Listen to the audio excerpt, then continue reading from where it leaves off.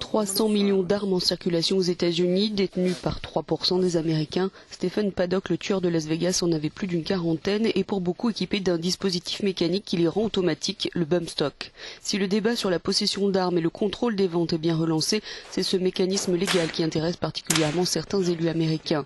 Aux États-Unis, les armes automatiques sont interdites à la vente au niveau fédéral depuis une trentaine d'années, mais ce dispositif permet de contourner cette restriction en toute légalité. Gabrielle Gifford, élue démocrate victime d'une fusillade pendant un meeting en janvier 2011, blessée grièvement à la tête, est montée au créneau pour appeler à une réforme générale du contrôle des armes. Maintenant, il est temps de se rassembler, d'être responsables, démocrates, républicains, tout le monde. Nous ne devons jamais arrêter de nous battre.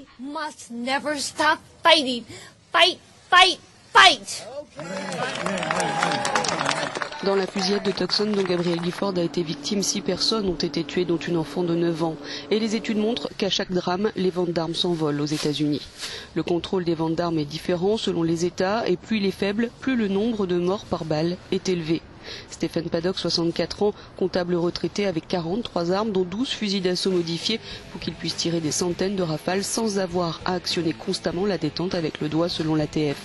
Il avait aussi amassé des milliers de munitions, profitant là encore des très faibles contrôles.